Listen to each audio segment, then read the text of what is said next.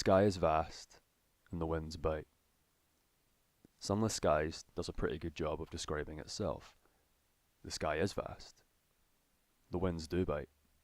It's a game of small comfort. Much of your time is spent in a tin can, steaming its way through a maze of stone, steel, and stars.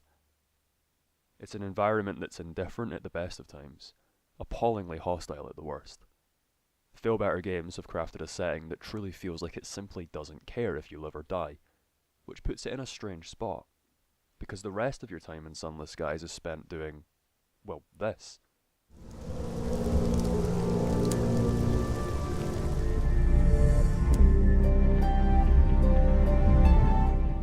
It's in the exact same strange spot as its predecessor Sunless Sea. A whole lot of reading and choosing, a whole lot of absorbing the setting and resolving its conflicts. If I had to give this series a general genre description, I'd have to say something like narrative roguelike. If you've played any roguelikes, you probably know that first part is kind of at odds with the last.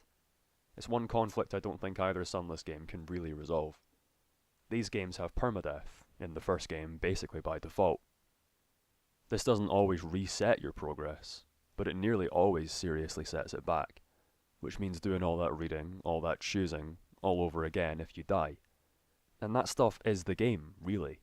There's combat, sure, but it's only really there to facilitate the threat of death. It's a component of the setting, not a central mechanic. Not the reason anyone's here, drifting through space in a flying train. Games like Spelunky, or even the more recent Dead Cells, are all about the mechanics. All about the moment-to-moment of overcoming, of triumph. You're not playing to win the game necessarily, so much as you're playing to play. A death there isn't really a setback, because a moment spent overcoming the challenges laid out for you is a moment spent as intended, and death just presents another chance to have a crack at it. Any final victory is sort of besides the point, a culminative test of player skill, but not really the main draw. I'm not sure that's true of Sunless Skies. It's an arresting world to be in, and that's sort of the problem. Any triumph there is in Sunless Skies is all about surviving long enough to play out the stories and inhale the atmosphere some more. Death, then, can set you back far more than in other roguelikes. If you die a lot, you'll be seeing the opening beats of the many conflicts and questlines far more than you'll be seeing their conclusions. A lot more progression is carried forward in Sunless Skies compared to its predecessor, but even then, death usually means retreading the same spaces again, reading the same dialogue again, repeating what really amounts to story content.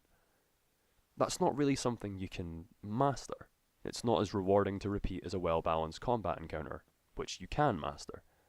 And what combat there is here isn't particularly deep, serving only as one of many mortal threats alongside starvation, isolation, madness.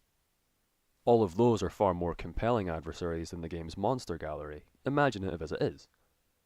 That all sounds like criticism, which is. I think it's virtually impossible to make a narrative experience that's constructed under the looming threat of permanent death in a way that's going to work for most players. But then the first video I uploaded to this channel was all about wishing permadeath turned up in more unusual places. So while I think it's great, because it sharpens every moment of gameplay, brings the hostile atmosphere into focus that much clearer, I just think it's a bad idea to have it as the default intended experience that a majority of people will end up playing.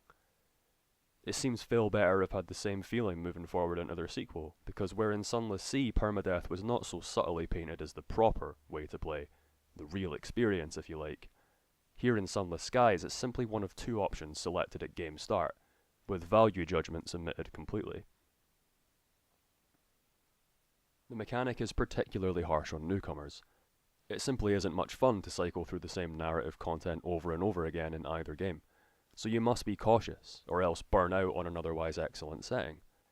I did this myself on Sunless Sea when I first played it because I didn't know how punishing death was, how much the gameplay relied on novelty. I turned the permadeath off after returning to it months later, simply because I wanted to see the later content without the hassle of repeating stuff I'd already done upon death. I've only had as much enjoyment as I've had with this sequel because of that experience with the first game. I knew what to expect, so I played with permadeath on, but I made sure to avoid dying as much as possible. A newcomer will likely not make sure. They'll make reckless mistakes that send them screaming back to the start. This is a slow game, and much of the experience is osmosis, just being in the high wilderness, breathing in the chill air and imagining what horrors await beyond the unnatural mist. It thrives on introducing newness to the player. It depends on it. The whole experience only really functions so long as something novel, nightmarish, or both is happening. The novelty struggles to survive a fifth or sixth encounter.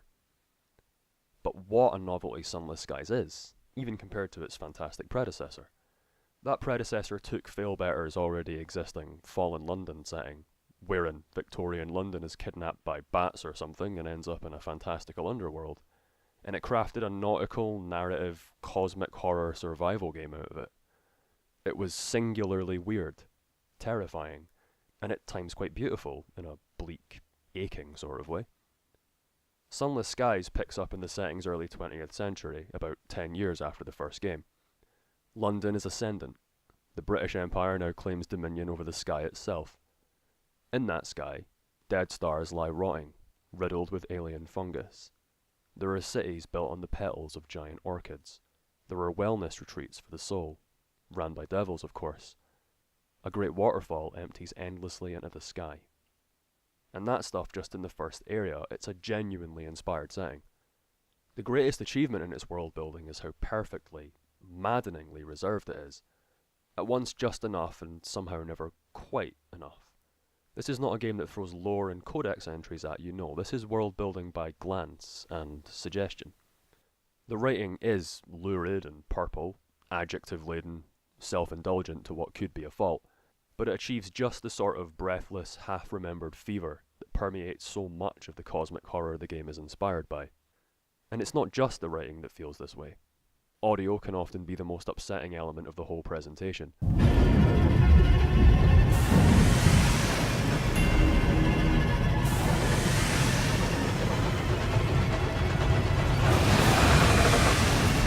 And there's so much achieved visually with shadow and light, distance and haze.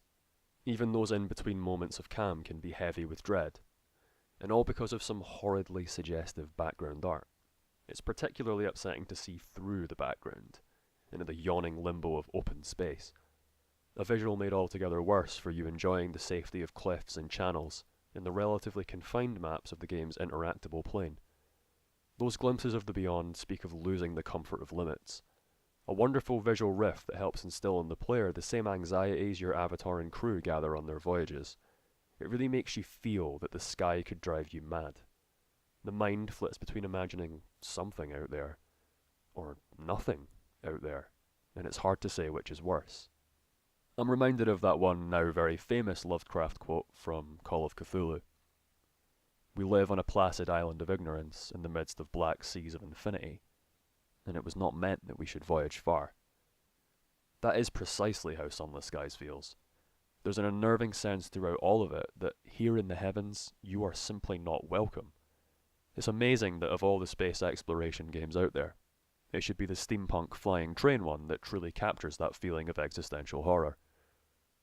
And there's a real argument to be made that Sunless Skies is as much a survival horror game as anything else. Moment-to-moment play, that is, the moment-to-moment play not spent reading, is about cautious use of limited resources, calculated risk. And much like in a survival horror, all of that in a terrifying world that absolutely hates you.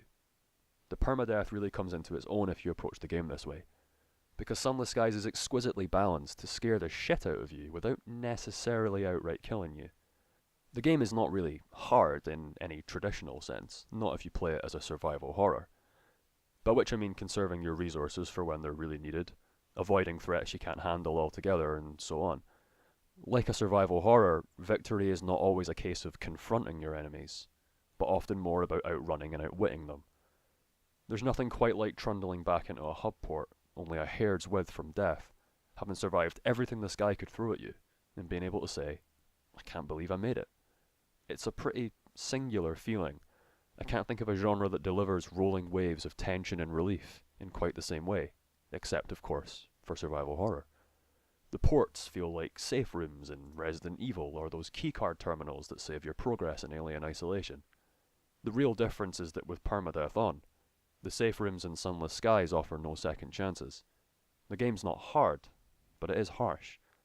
The ports themselves are also typically where you do all that reading and choosing and resolving that's so central to the game. Much of your time will be spent travelling between each in turn as circumstance and quests demand. Each port of call is a dreary mood board all its own. From Polmere in Plenty's failing, floating circus that the performers can't ever leave, to Lustrum atop the great mother of mountains, where the desperate and the hopeful mine raw hours that can extend life and warp time. These harbours are, again, just in the first area you can explore. I wouldn't want to spoil anything else. They really are the other half of the experience, and the less said about the ports the better. Sunless Skies is a game that has to be felt firsthand, and I think an exhaustive review would do more harm than good. This is one of those cases where I'd be delighted for someone to see this video, then go buy the game. Stuff like this deserves support. If I had any major complaint, it's simply that this isn't a game I feel compelled to actually finish. But then I'm not sure that's a flaw. As I've said, it's simply the act of being in the world that strikes me as the primary reason for playing. It's not a world that opens up quickly. It's a game to be returned to be tinkered with. Just know that if you're the sort of player who requires a compelling primary plot to see a game through, Sunless Skies with its firm emphasis on myriad secondary plots may disappoint you. That said, it gets my wholehearted recommendation, for whatever that's worth, and I hesitate to say much more. I'll leave with some unsolicited advice. If you do play with permadeath, and despite my issues I think you should, be careful. Dying is not the end of the world, but it seriously disrupts your experience with the game. And for those who just want to experience the setting without that stress, or even those who don't have a lot of time to play, for whom repetition can be a fatal flaw, the merciful campaign is absolutely the correct choice. This is quite simply one of the finest game worlds you can inhabit, and taking in as much of it as you can should be your priority. The threat of death is just a way to feel that atmosphere more keenly, and 1,000 deaths wait in the sky. If you're at all interested in this game, it'd be a tragedy to miss them. Thanks for watching.